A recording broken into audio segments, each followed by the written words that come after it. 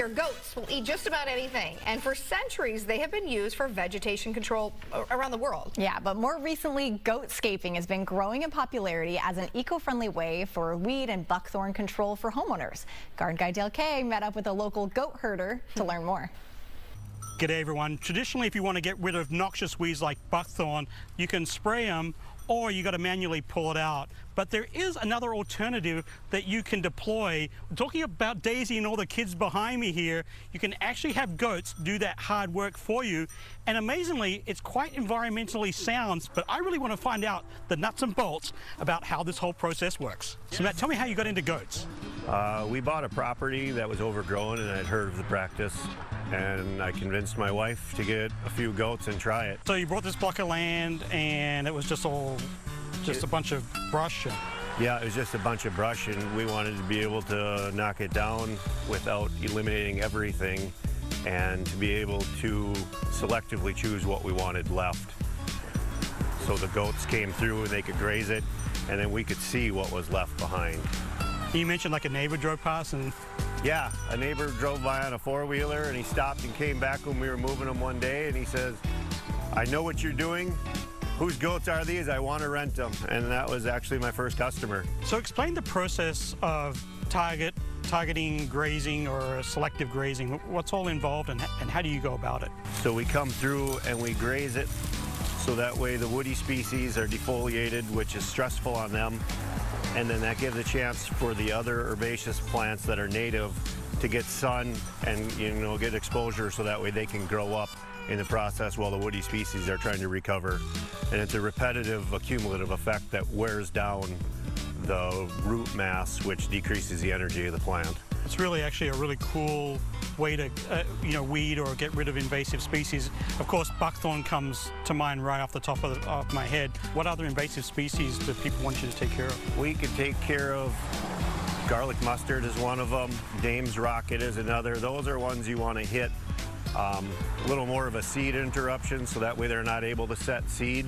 How big of an area are you managing here, and how many goats, or is there a formula for how many goats per weeds, or how does that work? Yeah, some of it's just by eye, but we kind of start at roughly 20 goats per acre, and this is an acre site here. We can graze that in roughly 6 to 7 days. Oh, that's pretty quick. Yeah. Now, when you have the goats and you bring them, do you like put them on a diet at home? So when they come in, they just like have at it? No, they're usually sitting in the trailer a couple hours while we're finishing up. So as soon as they get out, they're ready to eat. They've been having kind of that diet as they're hauling from one site to another for a couple hours. So when you say selective grazing, but they indiscriminately eat, right? So yes. So you manage them with the fence, or how I manage with the fence, so I can either include or exclude things that people don't want. There's ways you can protect them, wrap a tree if it's a small one, so that way the goats can't get at it.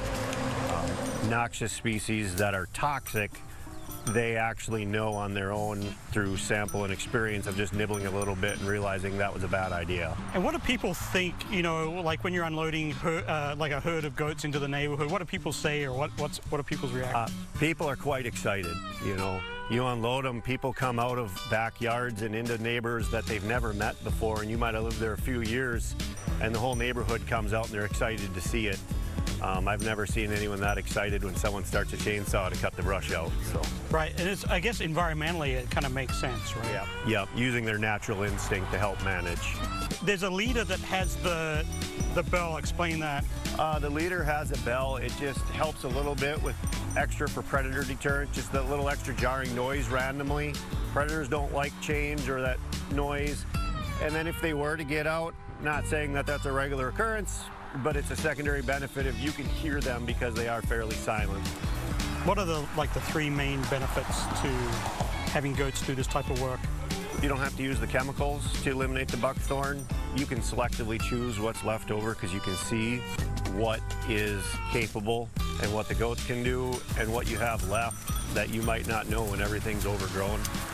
And there's the community aspect of your neighbors come over and everyone's excited when the goats come in. And when they come back for the second or third graze, it's a chain of people letting each other know the goats are back, the goats are back. And people start walking by and going for walks and meeting each other and talking as they're standing around in the neighborhood. You know what I think, Matt? I think that I've pulled a lot of buckthorn in my time, and I would so much rather have the goats do all the work than me. Really, really cool way of managing weeds, especially buckthorn. If you want more information, of course, you know, we'll have it on our website at fox9.com. Back